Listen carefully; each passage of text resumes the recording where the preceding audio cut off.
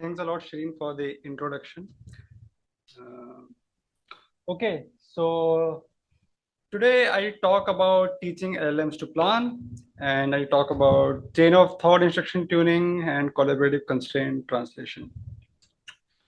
Yeah, so let me start with an example scenario that kind of illustrates why the research that I'm going to present is important. So imagine you're coordinating some kind of response to a natural calamity like a earthquake, and you have finite number of helicopters, medical supplies, and they are all scattered across a large geographical region. Now, to have access of help to people, what you would need is to come up with a plan, right? And there are people on ground who know how this situation is evolving or changing in real time. And these are the people who have expertise in the domain, like firefighters or health workers. And we cannot expect them to encode their knowledge into some kind of formal representation. We just want them to be able to give some sort of input to some kind of hub of planner, and they would expect to see that, okay, how do I help people by uh, like sending resources to various locations in a specific amount of time period, right? Yeah, so essentially, how do you combine human expertise with machine speed? Because remember, here we are using technologies like AI for coming up with a plan in a really short time, right? And these kind of systems can scale also very well. So we have to combine human expertise with machine speed and scale for time sensitive scenarios. So here to address this problem, we have some kind of three-way research gap. So first, we can use automated planners, and they are really powerful, right? But they require an expert knowledge encoded in a specific format. Then you have human intuition, which is really powerful, but then humans cannot solve complex problems fast enough. And so one idea is to use LLMs, but then they're unreliable for critical decision making, as we will see in the talk. So this leads to a vision, right? What if we could have a kind of system where domain experts like firefighters or doctors or logistics coordinators can guide AI planning in natural language or any other means that they are comfortable with. And so they can like probably say stuff like prioritize evacuating the elderly first, or they know that okay, this specific route is flooded, so don't take that route, right? And then they can trust after giving this input that whatever output plan that they are getting or instructions to follow, they are kind of optimal or at least accurate. So this is what this research enables. So here are two central questions. Can you make LLMs reliable enough to plan correctly? And can we use them to make planning more accessible to non-experts? And these two pieces are kind of complementary. So we kind of approach these problems independently. And I'll try to show you how we solve both these pieces of the puzzle. So let's start with the foundation. So this was the paper PDL instruct, and this was done while my postdoc at MIT in collaboration with Nog, Anthony, Sarup, and Julie. Uh, so here is kind of a striking paradox that is very documented. So on one hand, LMs are shown to be really good at reasoning. If you go now and Google for papers, you will find a lot of papers that claim this. On the other hand, you will find this whole class of papers which talk about that, hey, LLMs are really bad at planning. And like for traditional problems that humans can solve with complete accuracy in matter of seconds, LLMs fail. So this paradox kind of hints towards an opportunity also that LLMs are clearly good at some form of reasoning capabilities. So how do we leverage the same techniques that work for LLM in reasoning and use them to make them better at planning? So if we can figure this problem out, then we can probably bridge the performance gap that LLMs have for planning. So for this, we use this specific encoding called PTDL. And how many people in the audience don't know what PTDL is? Okay, so there are a few. So basically, every action that can be taken in an environment, PDL encodes it as precondition and effect. Precondition are the set of conditions that have to be true in an environment for that action to be executable. So agent can execute that action only if a certain set of conditions are satisfied. And what happens on executing that action is encoded in effects. So yeah, and this is more like first order logic. And I think this is enough for the talk. But yeah, so PDL is a language that encodes all the kinds of actions that can be executed by agents in the environment with their preconditions and effects. So then we saw like what works for reasoning in LLMs, and we found three approaches that people have been using quite efficiently for improving the reasoning. That is fine tuning, instruction tuning, and chain of thought prompting. And I'll briefly explain those. So in fine tuning, we take a pre-trained general purpose LLM and adapt it by training on a specific domain using examples, right? And for the PDL setting, this implies that okay, we start with a PDL LLM, and then we give as input the domain file that encodes those action encoding that I showed earlier. And then also there's a problem file that tells that okay, this is the initial state that we started with, and this is the goal state that we want to reach eventually.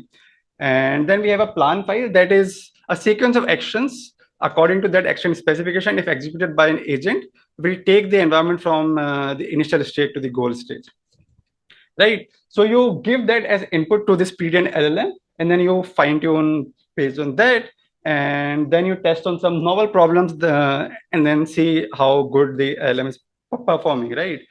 But in this paradigm, what happens is that LLM treats planning as kind of pattern matching, that okay, for these kind of domains and problems, these are the kind of plans I have to come up with. And the accuracy that we saw here is not really great.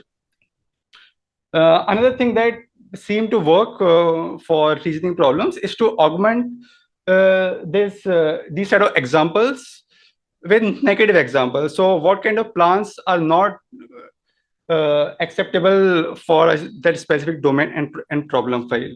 So earlier we were only seeing what kind of plans will take you from initial state to goal state. Here we also see what kind of plans don't take you from an initial state to goal state. And if you do this, accuracy improves slightly. And till this point, it was mostly pattern matching in some way, right?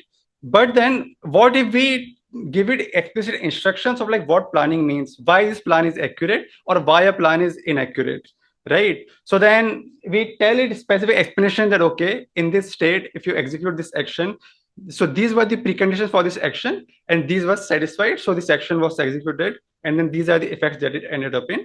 And if your action is inaccurate, it tells that okay, probably this specific precondition failed, and that's why this action is not executable in this state.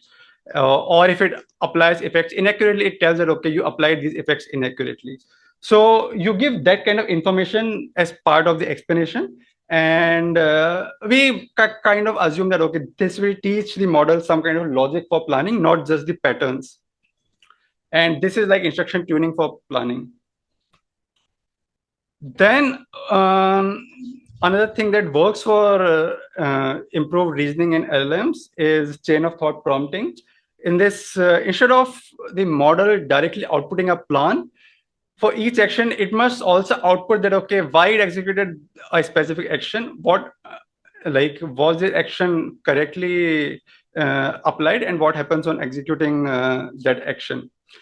So it's more like if I'm teaching a student, then I ask the student to show that, okay, how did the student reach the answer? And then probably give feedback on where the student was wrong. So that's what essentially what we do over here. We ask the LLM to give a chain of thought output that, okay, tell me in each state that you like applied any action, what state that you ended up in, and do this till you reach the goal. And yeah, so output plan is just the sequence of actions that you extract from that chain of thought output. And this seems to work, right? So what we do is that, okay, just like teaching students, you have to do this whole loop many times, right? So what we do is we take a data set of domain and problem files. On the fine-tuned LLM, you ask it to generate this chain of thought output, and then you give feedback using a symbolic verifier. So in planning, we have a verifier called well.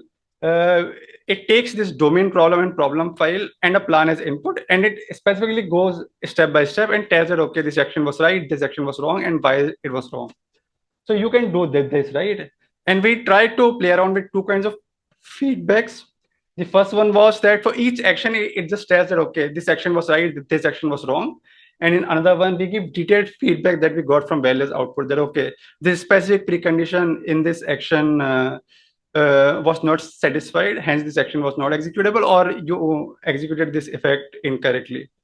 So those kind of things you give as part of input back to the fine-tuned LLM, and then you update the model parameters using this input.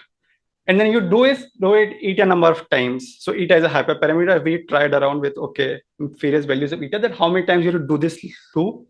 And the final LLM that you get out of it, you test the accuracy on this final LLM. I will not go into specific details of the whole model parameter update process, but I just briefly talk about the optimization objectives over here. So the first optimization objective focuses on reasoning chains itself. So we want to optimize the model parameters theta t, and we do this to improve the generation of high quality reasoning chains.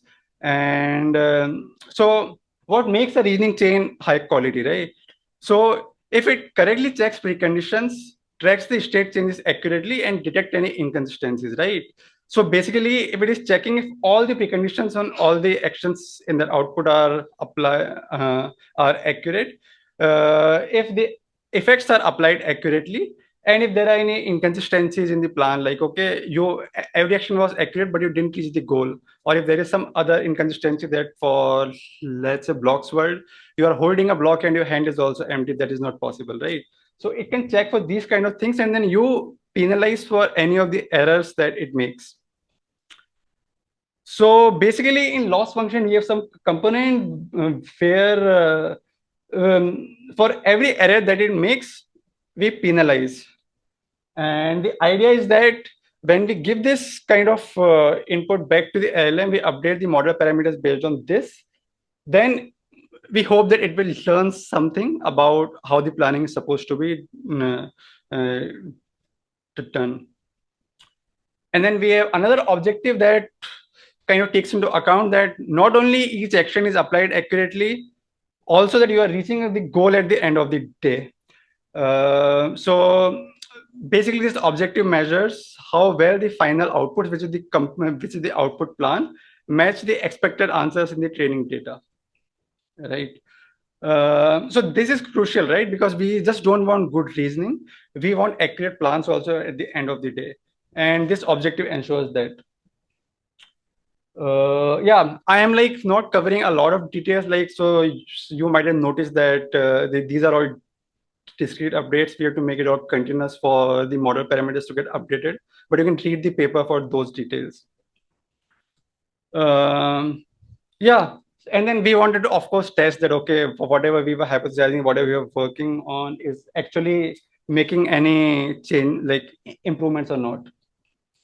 So we had like three research questions that we were trying to answer through this line of work. The first one was like, does logical chain of thought instruction tuning actually improve plan validity compared to when we are using basic approaches like fine tuning, right? And how does the quality of the feedback that we were giving to the LLM improve the output accuracy? And how well does the approach kind of generalize across various domains? So also one important thing that I did not mention earlier, that if we are having these PDL files from multiple domains, then we are training a single LLM to take care of all those domains. We are not training a LLM for a specific domain. So the idea is that it will learn the basics of planning across domains. Yeah, so the evaluation for this we did on a benchmark called Plan Bench. And this came at a time when Rao's group was trying to show that, okay, LMs are really bad at planning. Um, and so it has three domains: blocks world, logistics, and mystery blocks world. So Bloxword have like this, it's interesting because Bloxword have actions like pick up and put down or stack and unstack, and these all action names are in English, right? So their hypothesis was that probably it's getting some hints from the action names, and from there it is able to probably come up with some sort of accurate plans. And if you replace these action names with some random words, then it won't be able to come up with those patterns, right? Because essentially the hypothesis was that LMs are doing pattern matching to come up with the plans. And they were in fact right, because the performance of almost all LMs on Mystery World was like really bad. Yeah, so, and we tested with three models: Llama 3, 8B, GPT-4, and the Gemma 3. And here are the results that we have. So only phase one is when we are only doing the initial set of fine tuning. And phase two is when you also do this chain of thought instruction tuning. So we tried with only only fine tuning and only chain of thought, and also both of them at the same time. And eta are the number of feedback loops that we use in chain of thought, right? Yeah, so here you can clearly see that if you give the feedback enough number of times, then at least for domains like Bloxburg, the accuracy improves really well. And even for mystery Bloxburg, the accuracy has improved significantly. Yeah, and you will find these same patterns across all the domains for all the models that we played around with. And also the quality of feedback is really important, because you can see that if we are only telling for each action if it's valid or invalid, and comparing it with the case where we also tell why action is valid or invalid, then the accuracy improves if you give more feedback. And also, as I said, right, we did not train a copy of the LLM specific to a specific domain. We took random examples from all three domains for our training set, and this accuracy is based on that single LLM that we came up with. We also had some experiments where we trained the LLM only on Bloxword and logistics, and then tested on mystery Bloxword. One can argue that since Bloxword has similar dynamics as mystery Bloxword, there might be some things that might be transferable, but still, like, given that the benchmark currently has only three domains, that was the best we could do. In terms of limitations of this work, we did not optimize the input data. So probably it might have happened that multiple examples were having similar kind of distribution of the plans that are necessary to solve that problem. Yeah. And then we did not do any fine-grained analysis. So basically, we did not say that, okay, for longer plans, what the accuracy was, what was for the shorter plans. We recently ran that analysis, and what we found out was that for longer plans, like for the problems that need longer plans to be solved, the accuracy is less as compared to problems which need shorter plans. Another thing that we have to do at some point is to create really big problems and do a comparison with state-of-the-art symbolic planners to reach a point where the symbolic planners are not able to solve the problems in the necessary time window, and LMs are able to come up with accurate or nearly accurate plans. And of course, extending the domain coverage is another thing that we have to focus on. So, does anybody have any questions in this? Because I'll move on to the next part then. No, okay. Okay, so in this work, like we saw, right, like how you can improve the accuracy of LLMs. But then remember the problem statement that we started with. We also want to have a better way of encoding human knowledge so that LLMs can leverage human intuitions, or at least some form of constraints. So for that, we worked on this with Anthony, Nock, and Julie. And yeah, so the central idea here was the accessibility problem, right? As you saw, that PDL is a formal language in some way, right? So it has a huge barrier to entry for the people who are not experts. So to use these systems, you need some kind of PDL knowledge. So Julie's group did work like in 2017 on collaborative planning, where they asked domain experts to provide some high-level guidance to a planner, and then they saw that it improves the efficiency of the output plans, right? But then the experts were manually creating these plans. So since now we have LLMs, we try to see if LLMs can be leveraged for that. Yeah. So we wanted to improve it in three ways. So first, help experts avoid intuitively bad solutions that they know that okay are not good. And this works only for domains where you have some form of experts. So for example, like if you route a lot of helicopters through the same area, it might cause congestion, right? An expert might be able to identify that based on the plan and then say that, okay, route some helicopters through some other area. And also like explore some strategies like, hey, can you try this? And if this does not work, then probably roll back and come up with a new plan for a new constraint that they present. And third is to enable some form of dynamic refinement. So basically iterating towards better solutions based on what you learn from the previous solutions. So this is the framework at a very high level. So it has two key components: a symbolic planner, because as you saw, right, if you use LM as a planner, their accuracy is not that great. So we are developing that independently, and here we use state-of-the-art planners that compute the actual plans, and LLM kind of acts as an interface to get the human constraints or preferences as input. And like the LLMs are not doing any planning over here. So the key insight is that the humans can influence problem solving without technical expertise, right? So LMs can bridge the gap between natural language and PDDL. So they can say that, okay, use only this specific plane or avoid flying this specific area. And then you can encode that information in some form of constraints. And then you add those constraints as part of the input to the planner. And it comes up with the plan that kind of satisfies those constraints. So yeah, we developed a simple interface where the human can chat, provide suggestions, and even see that the translated constraints are accurate or not.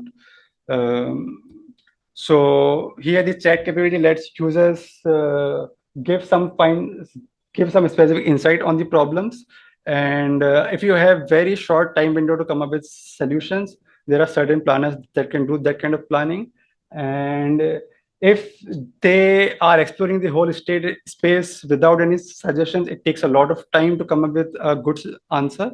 But if you take these kind of human intuitions in account, we saw that you can come up with better plans much sooner. Yeah, so this is another thing that we also so we developed this for routing of packages and people across multiple locations in United States, and we connected LLM to a weather app, and the idea was to get some weather-based information and other intuitions about the condition of the aircrafts, and then the LLMs were also able to go through that information and adapt their plans accordingly.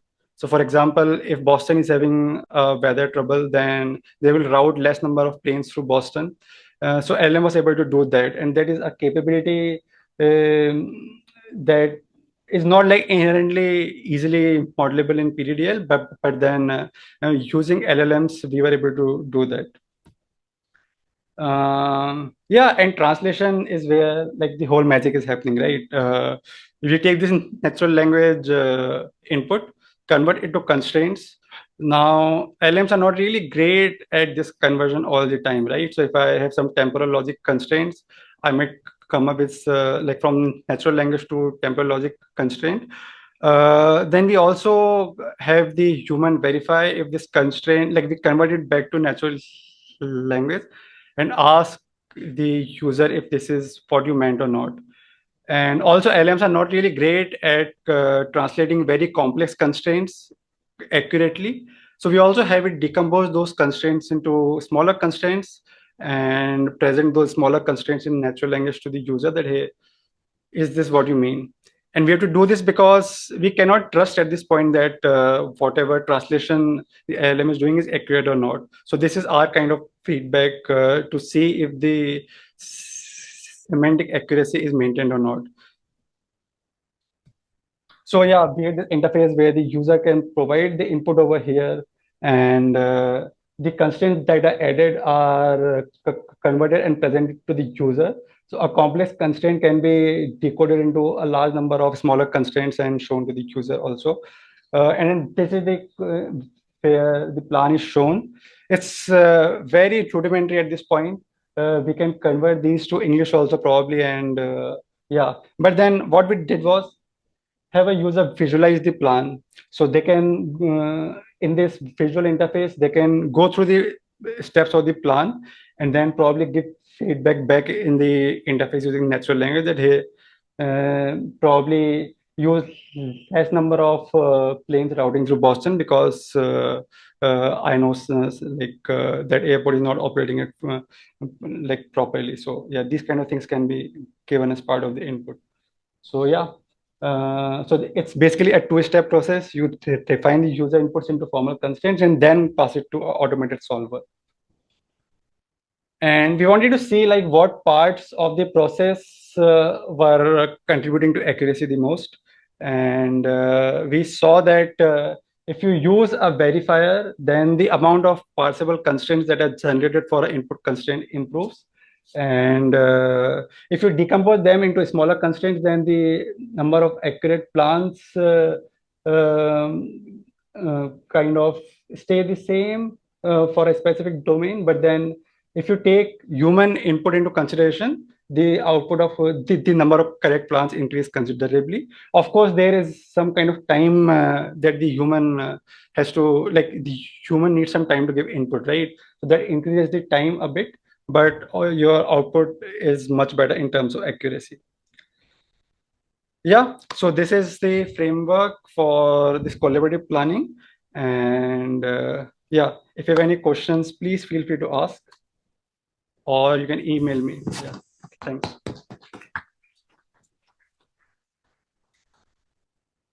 Thank you. Any questions? Hi. So thank you for the great talk. My question is actually specific to the guidance or feedback. So Okay. you've been using guidance for both these approaches. So like my first question is, in your first approach, you use this kind of guidance to generate this sort of your in context examples, and then you of course use SFT to fine tune it. So my question is, first, have you looked into like trying approaches like reinforcement learning, because this is like a really nice ground for reinforcement learning. You can of course like have these sparse rewards and you can use RLVR, right? So that's the first question. And the second question is, do you think it makes sense to also look into approaches where this feedback is actually generated by an LLM, and then of course like you can have your joint optimization where you also train an LLM to generate a feedback and then generate this context later? Yeah, we kind of thought about that, and I believe that if you take inaccurate entity and like now you're two inaccurate entities, right? So it's like two students who don't know much about the content of this subject. They both are learning on their own and trying to give feedback to each other. It works sometimes. It would be interesting to see how it does for planning. But yeah, that is something we plan to do at some point. But yeah, we haven't gotten to it yet. Thank you.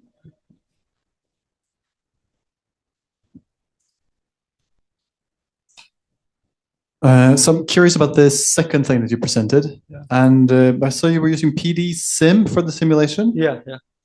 I thought that was only for like a preset of domains that they supported. And how does that work with your automatically generated ones? No, so in PDSim, it's really easy to add your own visual interface and create domains, right? So the domain that we use is not support, like it did not come with PDSim.